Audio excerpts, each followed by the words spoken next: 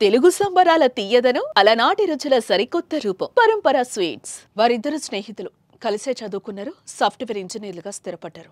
ఒకే అపార్ట్మెంట్లో వేర్వేరు ఫ్లాట్లలో కుటుంబ సభ్యులతో నివసిస్తూ నిత్యం కలిసిమెలిసి తిరిగేవారు. ఎక్కడికి వెళ్లినా కలిసే వెళ్లేవారు. వారి స్నేహాన్ని చూసి విధికే కన్ను కుట్టిందేమో జంటగా మృత్యు బలి తీసుకుంది.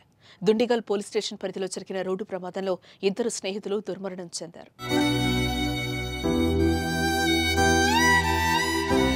ఒడిశాలోని జైపూర్కు చెందిన భానుప్రకాష్, అదే రాష్ట్రానికి చెందిన నళినీకంఠ బిశ్వాలులు కళాశాలలో చదివేటప్పటి నుంచి స్నేహితులు. ఉద్యోగం వచ్చాక పెళ్లిళ్లు చేసుకుని రాజేంద్రనగర్కు మంచిరేవుల్లోని యునైటెడ్ అమిగో ఎవెన్యూ అపార్ట్మెంట్లోని వేర్వేరు ఫ్లాట్లలో కుటుంబ సభ్యులతో కలిసి నివాసం ఉంటున్నారు.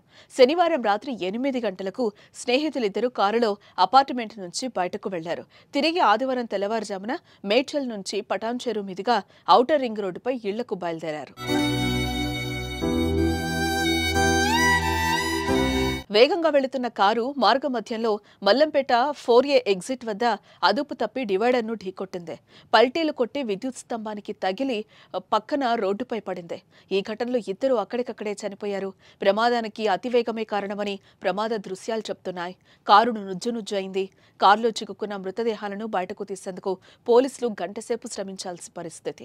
ఇక భానుప్రకాష్ బిస్వాల్ మరణంతో వారి కుటుంబాలు తీవ్ర శోకంలో మునిగిపోయాయి. వారంతా కన్నీరు మున్నీరవుతున్నారు.